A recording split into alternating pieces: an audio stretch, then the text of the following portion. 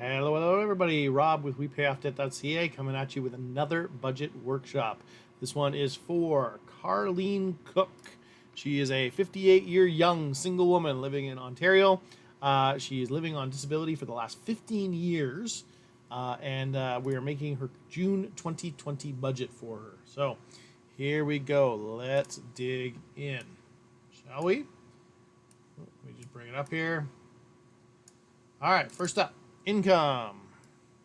So as I mentioned, Carlene has been on disability for a long, long time. So let's go ahead and enter this. Now this month we've got actually quite a bit of extra stuff in too, which will help with the budget. But we've got disability income is $901.77 a month, which is great. We've got the Ontario Disability Support Program, which is $105 a month. We've got Trillium, which is a benefit for low-income support, $79.01 a month. We've got an extra money for ODSP from COVID that the Ontario government decided to do this month, which was $100. And so the government total is $1185.78. In addition to that, Carlene has some roommates, which is great. We got roommate number 1 is bringing in $425 a month. Roommate number 2, actually, you know what? I'm going to put roommates just for the sake of lines, $12.25 a month. And in June this month, Carlene is actually expecting some gifts, which is great. We've got $250 coming in for gifts. So all in all, this month, she's actually got a very, very nice income, $2,600. Now, what's going to go missing next month, for instance, would be probably those. So $2,300 a month. So even then, it's still not horrible. But let's see what we can do. Okay, that finishes the income. Great, income's done. Next up, most important thing, food. Let's keep her alive. So, now I had to laugh at this when the food came back at $78.49. Where that comes from, Carlene has actually been tracking using every dollar, which is awesome. And that's exactly what she spent last month. And so we can put approximately that this month. I'm going to round up. I'm going to make it $80. Okay, just to be rounded up there. One of the nice things about that, she actually uses what's called the Coho card and the other one Stack, which we'll see later for her food, which is a really cool way of doing it. What she does is she actually transfers money to the card, and this is a prepaid Visa. The Coho, the Stack is a prepaid MasterCard.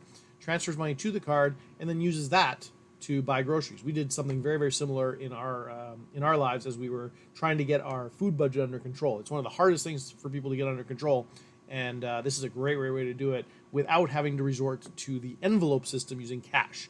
The problem with that for us personally, was that we had the two of us, my wife and I, and what that looked like carrying cash. We never quite knew who was going to go for groceries, and so that makes it very, very difficult to have cash. But the Coho card's very nice. We've actually got a joint Coho card. So if you're interested in that, I've got a link about WePayOffDebt.ca/Coho, and you can go check that details out there. All right, so we've got cigarettes, $100. We've got pet food, which I certainly put as a requirement in food. And then we've got eating out, and now I'm going to put it in there. She spent $165 on eating out last month. I'm going to put it in there. But what we'll see is that Carlene here is actually in baby step 1 even at this point. So we might have to cut that out. We'll see how it goes. And she's a very low income. All right, food's done. Next most important thing is the rest of the 4 walls. Now, Carlene doesn't give regularly, doesn't have any medical expenses regularly.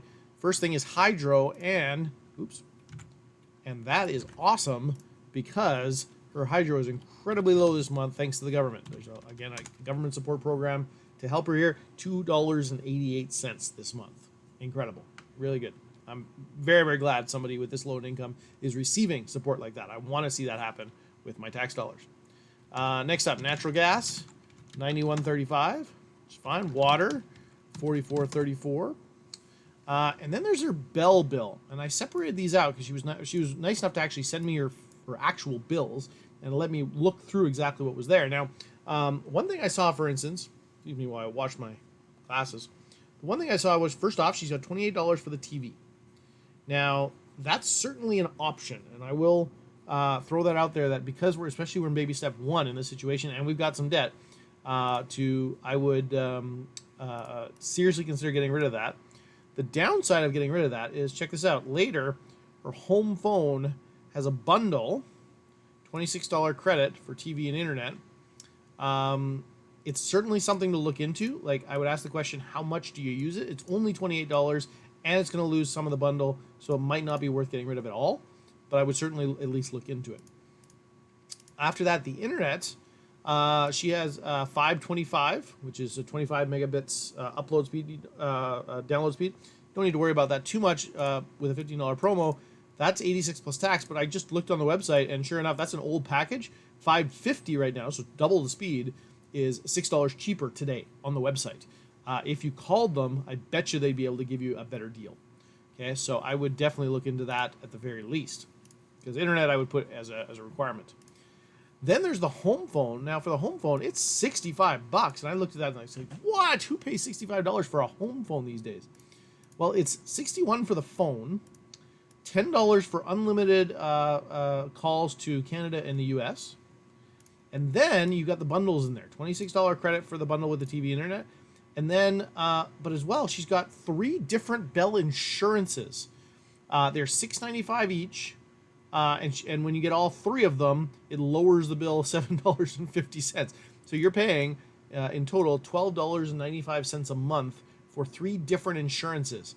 I would get rid of all 3 of these. Okay, now, the chances that these are actually worth it, I would put very, very low. Because the goal is, once we have an emergency fund, we'll be able to pay for all this stuff ourselves anyway, and that $12.95 is going to be much better spent somewhere else. So odds are really good you can get rid of that. Definitely here, I would look and ask the question, would you spend $10 worth of long distance if you didn't have this? Right? That's really what it comes down to. Would you use your home phone enough to call the U.S. And the rest of Canada, I guess? Yeah, long distance Canada. Would you use it enough that you would actually pay $10 worth of long distance? That's where you want to compare that to. Then, if the answer was no, I might get rid of the home phone entirely, because she does have a cell phone. And that would save a good amount, and even more than it looks, because then I would cancel the TV as well, because then I don't care about the bundle anymore. Right? So in total, we would be saving somewhere in the range of, it's $100, $190 total. You'd have $100 there, so you might save as much as $90. Yeah, if you go down to just internet. Okay, so that's a significant savings, because if you can get this down to $100 and your total bill drops down to $90 left, just down to $100 for the internet, that's a pretty substantial savings. So that I might seriously look into. What I will do is I will put that here for now. I'll call that 191. And I'll put over here just a note. I want to lower it to 100. Or specifically, I guess, 98.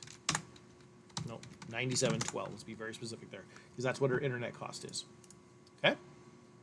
So I might come back to that later. After that, we've got her cell, which is nice and cheap with Fido, which is great. Now, here's something cool. Her house is actually paid off, which is very cool. No rent expense whatsoever. That is awesome. And in fact, more than that, in June, no home insurance. That is supposed to be property taxes. My apologies. The property taxes is $0 in June. And again, that's thanks to a government rebate program, disability rebate specifically. It's normally $294 a month, so really good to see that that's 0. And again, when you're making a zero-based budget, you actually put in what's happening this month in the budget. Okay, this is what's happening this month, so that's what we put in the budget. I'll just leave those out entirely. Transportation. She has a car paid off, which is great. 2008 Pontiac Wave. I went and looked. It's worth about $3,500, so it's not a super valuable car by any means. She does pay car insurance. $235.22. Now that. And yeah, you know what? I got a little confused here. That property taxes was 0. This is mixed with home insurance.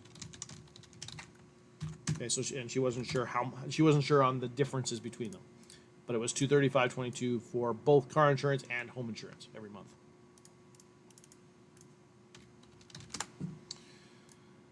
Gas is zero, and that shocked me to see that. And the reason is because she actually doesn't drive much. Her roommate actually pays for gas, and he goes out and does errands and stuff like this. So, which is awesome, right? One less expense. Clothing none necessary, and insurance. Now this is something to look into. That she has no life insurance at this point. But I know a little bit more about her roommates, and she was telling me that some of them are struggling as well with their income and disability and things like this. You might want to consider life insurance only because the question you always have to ask the question, is somebody depending on your income? And it seemed like from the discussions I had with her that the roommates actually might be depending on her income. And if they are, well, if she died, there'd be a problem, right? That's when you want to get life insurance. Now, obviously it would have to be important enough for you to do it. So when it's for instance your wife is depending on you, your husband's depending on you, your child is depending on you, then yes, absolutely you get it because you love them and you want to do that. Now for your roommate, you got to have a good relationship with them. But if the impression I was getting was that Carlene here has a great relationship with her roommates, and certainly I would look into it at the very least. I ask the question: do I need a life insurance policy to take care of them? Do I need? Do I want? Because this is personal finance, and if that's something you want to make sure that your roommates are taken care of, well, then you look into that. Okay, so I'll just say that, and I'll leave it blank.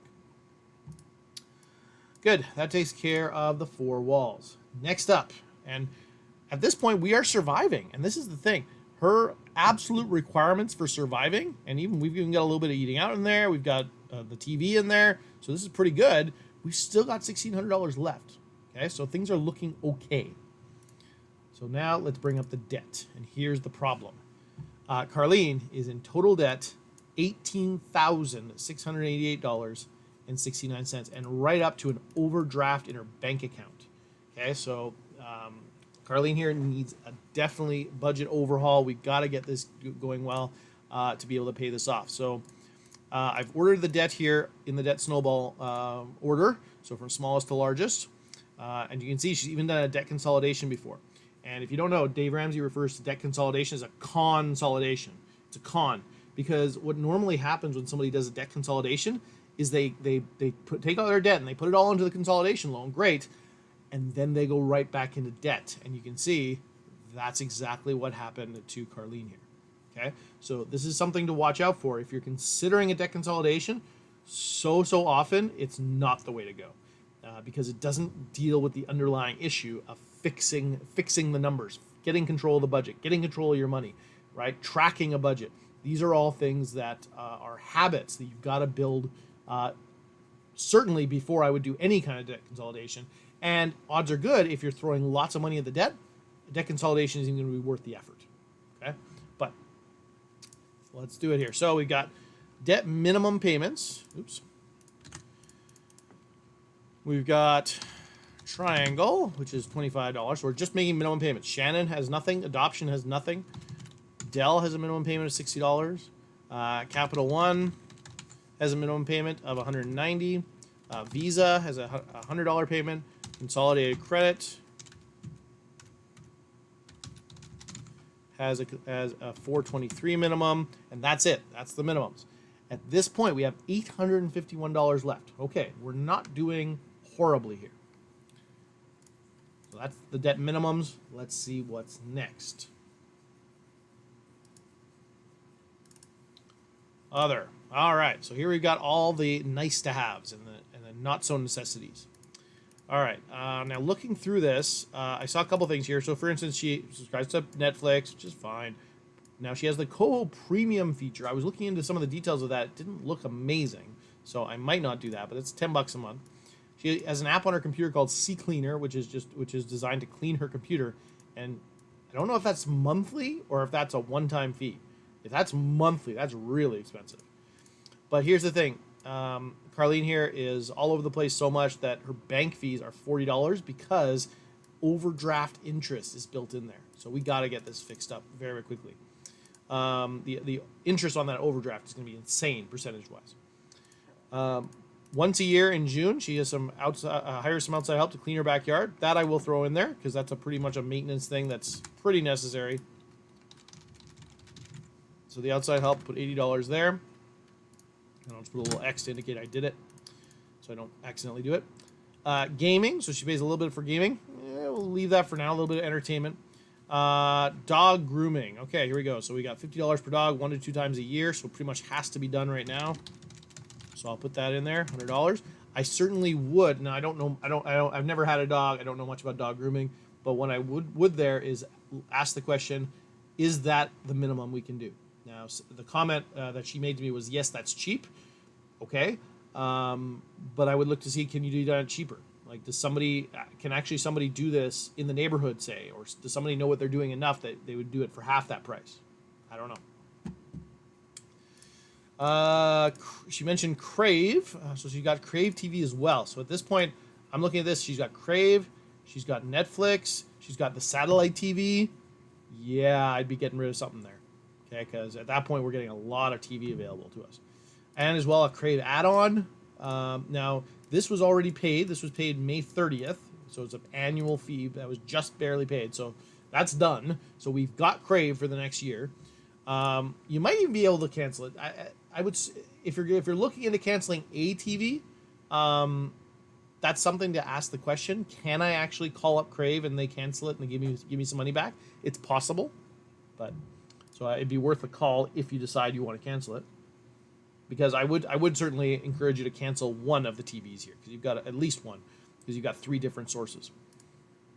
And the add-on, I'm not sure about that. The 1129 add-on, it might not be worth keeping, and I'm not sure if it was this month or last month, so I'm going to leave that blank. I want to see what I can actually do here. She also just purposely puts $50 into an emergency fund every month, $10 into a Tangerine savings account, and $10 and $20 onto her Stack and Coho card. Those are fine, and it's a good habit to build, a good muscle to build of putting away money, but they're not going to help when they're that low dollars, right? So where's the emergency fund at? Let's write that out. Her emergency fund right now, her main account has $642 in it. So I'm going to put down here $642.80. That's the starting value of the fund. I need to get that up to $1,000. Okay, so there you go. I'm missing $357.20. So that's definitely got to go in there. That is super important this month. Get that emergency fund done. Once I've done that, now I can ask the question about everything else, right? Now I've got $314 left. Where's that going to go? Well, this comes up. Apparently, something's come up where she's been told from a rather trusted source that her furnace is going to die pretty quickly. And so she's at a point now where she needs to get a new furnace. Now, what does that look like? Well, the first thing she brought up was the possibility of renting a furnace. Now, I will give a massive, massive warning here. I've got a friend who actually had one of these people come to his door, knock on the door, and actually come in and check their furnace for free. And then by the end of the meeting, oh yeah, you need a new furnace. Let me set you up right now. And it was a monthly fee. Okay, I was renting the furnace. Here's the thing. The rental fee was insane. Like the price of the rental, if you did it for I think it was a year and a half or something, it was the cost of a full brand new furnace. It was really expensive rental. You just don't notice that while you're signing up at the time. And they had a clause in the contract that if you wanted out of it, it was a $5,000 fee or something. Like, it was just insane. And so this is a scam that's been going around for a long time, where people are getting locked into this rental contract, this insanely high rental contract for a long, long time, and for the rest of their lives, because they can never get out because of a $5,000 fee. Who's got that, right? So this is something that has been going around. This is something I know, somebody I know personally. A close friend of mine had this happen to them, and they're still paying it right now because they just can't get out of it yet. So when you're looking, first, watch out for that.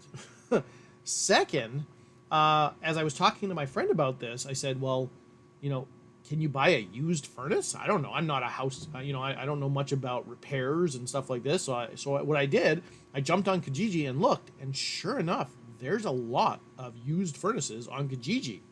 Who knew? And so if you're looking for a furnace desperately, and you're in this kind of situation where you are down to your your last dollars, you're on an incredibly low income, I would certainly not do a payment. I would not rent your furnace, because that is going to permanently cut your income. And you're not in a place where you've got a lot of income, right? Carlene here has so little income as it is. She's on the poverty line, right? I mean, this is, if I get rid of the two extras for this month, we're down to $2,300 a month. 2,300 times 12, we're at $27,000 a year, right? This is incredibly low income, incredibly low. Lots of people do survive on this, but still, it's very, very low income. We don't want to have to lower that any further with payments. No payments at all. I would say even like renting it would be better than buying it on a financing plan. Absolutely. Do not go into debt for this, okay? But I think you can even do better than that. And I would point you to a used furnace. Because if you can get a furnace in for $1,000, right, that's a lot more doable, and you're done at least for 2 years.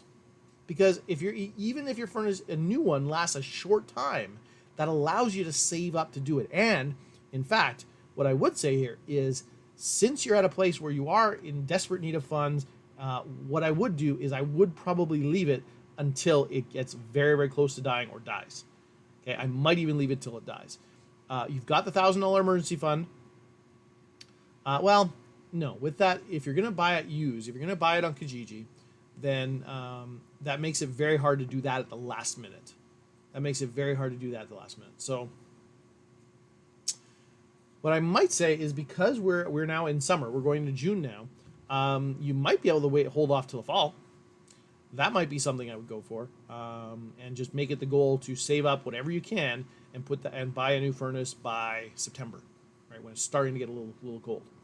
So if that's the case, if that's the situation, then after I finish my emergency fund, I'm going to start building up that furnace fund, because that is coming, right? That is something you're going to have to spend, and you don't want to spend it out of the emergency fund if you can help it.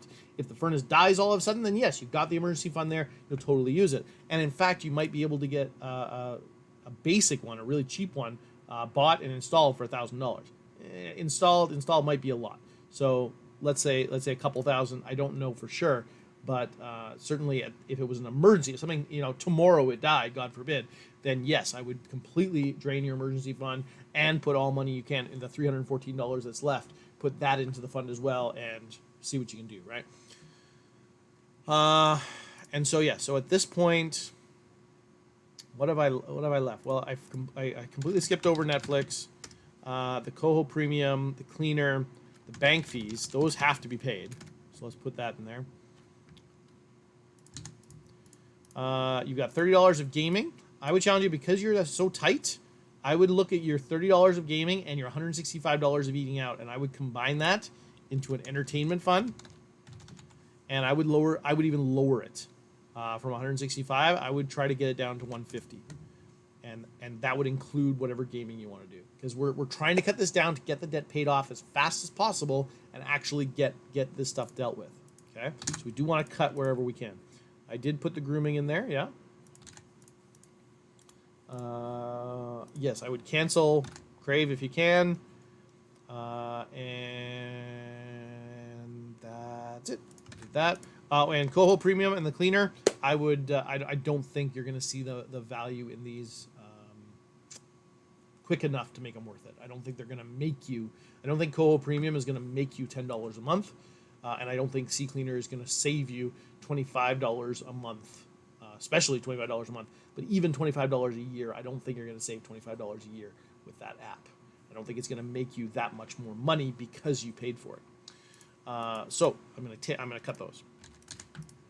Okay, so that takes care of everything in the other. Let's go back here to the debt.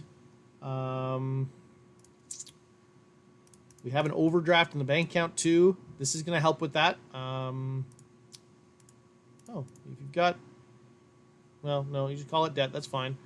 I was going to say you could put the $1,000 in that on the overdraft, but then that's paying off debt with your emergency fund. So no, I wouldn't do that. I would keep the $1,000 separate in a separate account, and then the first debt I would probably hit would be that overdraft bank account, because the interest rate is going to be so high. You might even want to go get a small loan and transfer that to a small loan, just because, again, the interest rates are going to be very, very high on an overdraft interest account. If, for instance, you still have room left on the Visa, it might even be worth putting it on the Visa, right? I would certainly look into that, because the overdraft is a pretty big deal. But after that, I would start on the debt snowball. Okay, so where are we at? Oh, why didn't I put Netflix in? Shoot.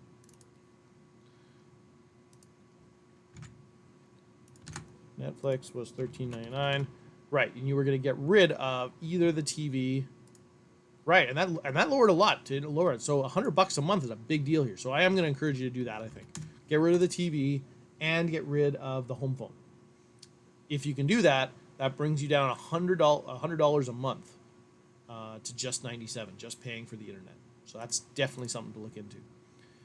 Once you've done that, you've got Netflix still, you've got Crave still, and you've got good internet to work with them. And again, I would call Bell and get your internet upgraded. So now all three of those things together, you're laughing. You've got a pretty good setup. Okay, for entertainment-wise, even there. Plus, you've got another $150 for entertainment.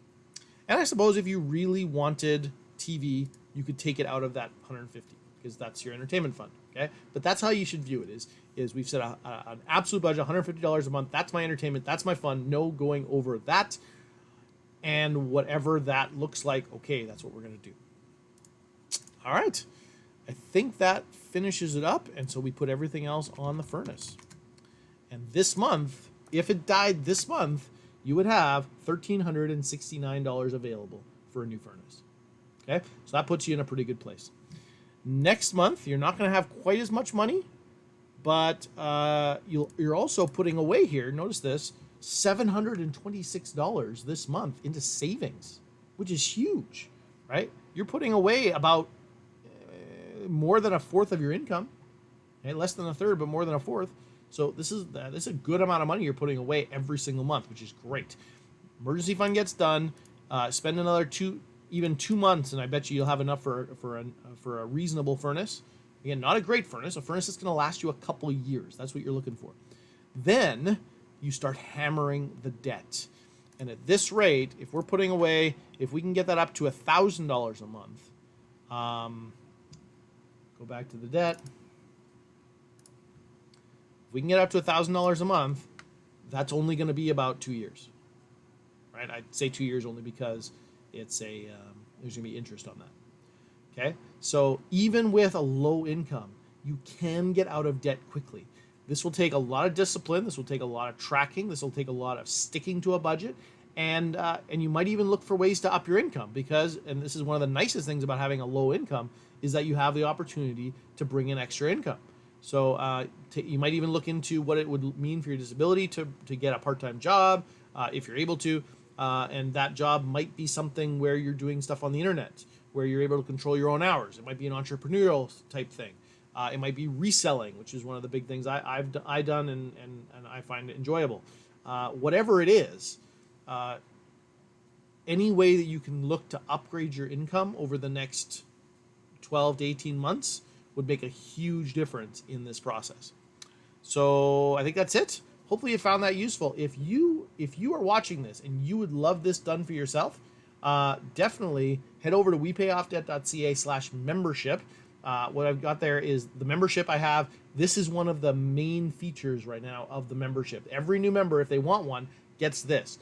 And even if this is all you want, if you sign up for the membership, get this done, and then cancel, it's a monthly membership. So you don't have to stick in, right? So if this is all you want, hey, then awesome. So definitely check it out. wepayoffdebt.ca/membership. I know it is worth way more than what it costs. So definitely check it out. Have a good one. We'll talk to you again soon.